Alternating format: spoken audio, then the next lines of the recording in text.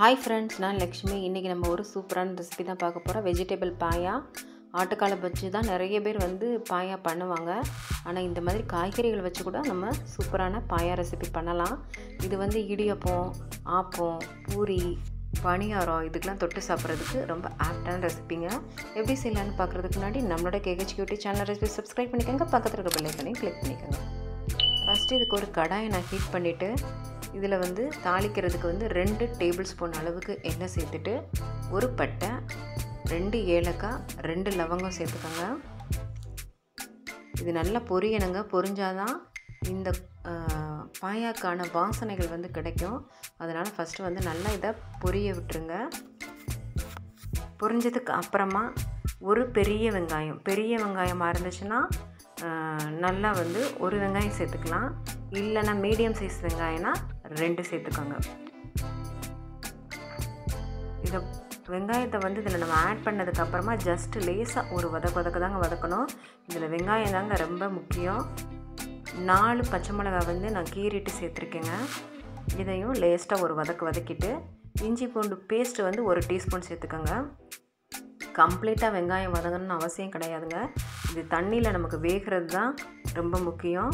லேசாக டிரான்ஸ்பரண்ட்டாக மாறினதுக்கு அப்புறமா இது பாருங்கள். இப்போ நான் உங்களுக்கு வதக்கிட்டு அந்த வெங்காயத்தை காட்டுறேன். ஒரு 2% வதங்கியிருக்கணும் லேசாக. இல்லை ஜஸ்ட்டு டிரான்ஸ்பரண்ட் ஆனால் மட்டும் போதுங்க. இந்த மாதிரி இருக்கணும். இப்போ இதில் தண்ணி நம்ம ஆட் பண்ணலாம். நான் கிட்டத்தட்ட 1 லிட்டர் அளவுக்கு தண்ணி நான் ஆட் பண்ணுறேங்க. ஆட் பண்ணிவிட்டு நல்லா மூடி போட்டு தண்ணி நல்லா கொதிக்கணும். ஒரு 20-25% ஆனியன் நமக்கு குக் ஆகணுங்க. அதனால் மூடி வச்சுருங்க. இப்போ இதுக்கு அரைக்கிறதுக்கான விழுது ரெடி பண்ணிடலாம். இந்த குழம்புக்கான விழுது தேங்காய் அரை மூடி தேங்காய் எடுத்துருக்கேங்க. ஒரு கையளவு முந்திரி பருப்பு, 15 முந்திரி பருப்பு கிட்ட எடுத்துக்கோங்க. ஒரு பட்டை, 2 ஏலக்காய், 2 கிராம்பு, 1 டீஸ்பூன் அளவுக்கு சோம்பு சேர்த்துக்கோங்க. இது நல்லா ஃபைன் பேஸ்ட்டாக அரைச்சிடணுங்க. கம்ப்ளீட்டாக நல்லா பேஸ்ட்டாக இருக்கணும். குருமாக்கு மாதிரி கொஞ்சம் திரியாலாம் அரைக்கக்கூடாது. இதுக்கு நல்லா வலுவழுப்பாக இருக்கணுங்க. இப்போ இதை நல்லா தண்ணி ஊற்றி அரைச்சி எடுத்துகிட்டு வந்துடலாம். இங்கே பார்த்திங்கன்னா இந்த வெங்காயம் நல்லா கொதிச்சிருச்சு. இப்போ இதில் நமக்கு தேவையான வெஜிடபிள்ஸ் எல்லாத்தையுமே ஆட் பண்ணிடலாம். நான் பட்டாணி 1 கப் அளவு சேர்த்துருக்கேன். பீன்ஸு, கேரட்டு, உருளைக்கிழங்கு 1 எடுத்திருக்கேன். 10 பீன்ஸு, ஒரே 1 கேரட் சேர்த்துருக்கேன். ஒரே 1 உருளைக்கிழங்கு, ஒரே ஒரு சின்ன கிண்ணத்தில் பட்டாணி சேர்த்துருக்கேன். அதே கிண்ணத்தில் காலிஃப்ளவர் ஆட் பண்ணியிருக்கேன். உங்கள்கிட்ட என்னென்ன வெஜிடபிள்ஸ் இருக்கோ நீங்கள் ஆட் பண்ணிக்கலாம். கிட்டத்தட்ட 50 கிராமுங்க. அந்த பட்டாணி 50 கிராம் இருக்கும். ஆட் பண்ணியிருக்கேன். அந்த காலிஃப்ளவரையும் நல்லா க்ளீன் பண்ணிவிட்டு இதில் ஆட் பண்ணிடலாம். ஆட் பண்ணிவிட்டு இதையும் நம்ம மூடி போட்டு இந்த காய்கறிகள்லாம் கம்ப்ளீட்டாக குக் ஆகணும். மூடி வச்சிடலாம். இப்போ விழுதையும் அரைச்சி எடுத்துகிட்டு பாருங்கள். எப்படி அந்த விழுது வலுவழுப்பாக இருக்குன்னு இந்த அளவுக்கு நம்ம அரைச்சி எடுத்துடணுங்க. இப்போ காய்கறி வெந்துருச்சான்னு பார்க்கலாம். நல்லாவே குக் ஆயிடுச்சுங்க. இது கிட்டத்தட்ட பார்த்திங்கன்னா ஒரு 5-6 நிமிஷம் ஆச்சு அந்த கொதிச்சு இந்த காய்கள் வேகிறதுக்கு. எல்லாமே சாஃப்டான காய்கறிகள் தான். அதனால் அது சட்டுன்னு வெந்துடும். ரொம்பவும் மசிஞ்சு வேகணும்னு அவசியம் கிடையாது.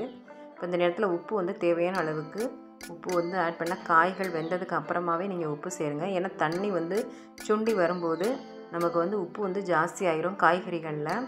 அதனால் காய்கறிகள் வெந்ததுக்கு அப்புறமா நீங்கள் உப்பு சேர்த்துக்கோங்க. இப்போ ஒரே ஒரு தக்காளி மட்டும் நறுக்கிட்டு சேர்த்துருக்கேன். கடைசியாக தாங்க தக்காளி ஆட் பண்ணணும்.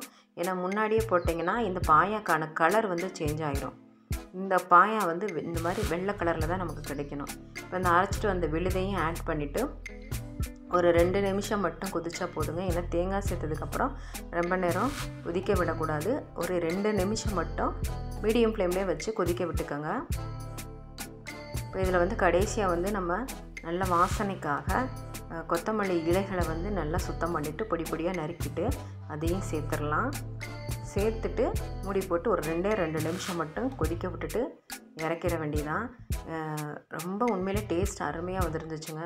இடியாப்பத்துக்கு, ஆப்பத்துக்கு, பூரிக்கு வச்சு சாப்பிட்லாம், சப்பாத்திக்கு வச்சு சாப்பிட்லாம், பரோட்டாக்கு வச்சு சாப்பிட்லாம், பணியாரத்துக்கு வச்சு சாப்பிட்லாம்.